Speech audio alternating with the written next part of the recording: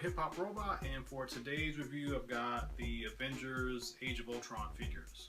So these are the 2-inch figures that they've come out with, very similar to the Guardians of the Galaxy figures that came out this year.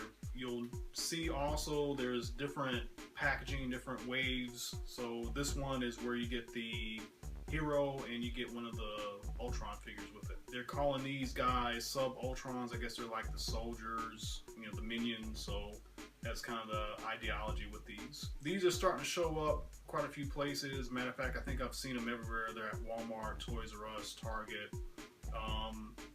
They're pretty cool in that they've got some really good sculpts, maybe even a little bit better than the Guardians of the Galaxy stuff. For this review, we have a few to look at. So we've got the Iron Man Mark 43, we've got Nick Fury, who's got a different look for this movie, and we've got War Machine, which he's kind of back to his kind of dark gray colors, and technically it's like the suit's a little different now too, so he's got an updated look. Another interesting aspect is the Ultron figures have this kind of combining aspect, almost like this Combiner War type style going on. If you get all of the 2 packs like this, you should end up with enough of the Ultrons to create this larger Ultron. So that's going to be kind of cool to put together and see how they mix and match.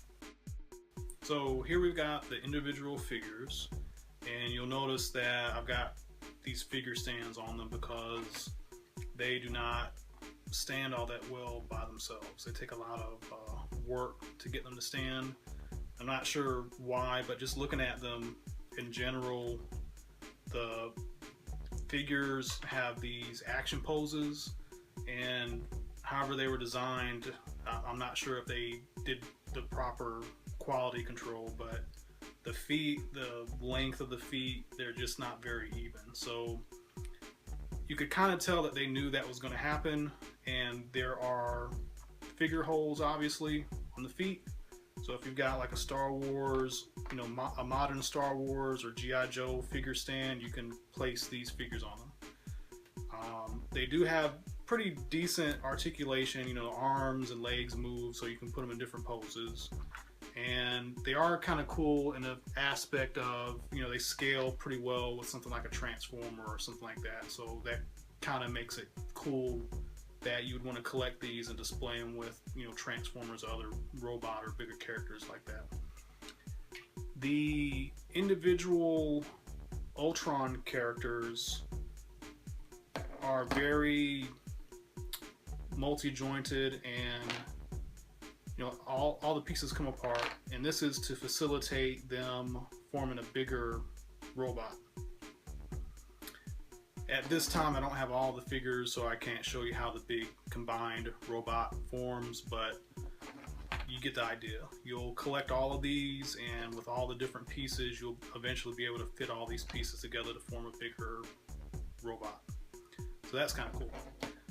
All of them are like this. So whichever ones you get, you know, there's going to be basically a torso, the arms come off, there's some sort of other piece that comes with them, like these spidery like pieces that come with these, and you'll be able to take all this stuff apart and reconfigure it and combine them together.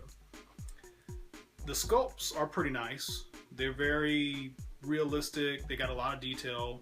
Iron Man doesn't have a lot of paint, but then again, there's not a lot going on with how he actually looks. But like for instance, the War Machine and Nick Fury, the paint apps look really nice. Even though there's not a lot, what they did put on here definitely looks cool, looks realistic.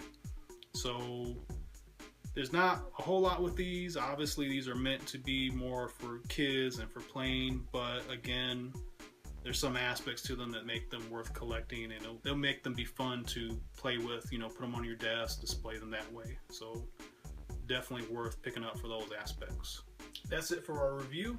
Thank you for watching Hip Hop Robot, and tune in next time.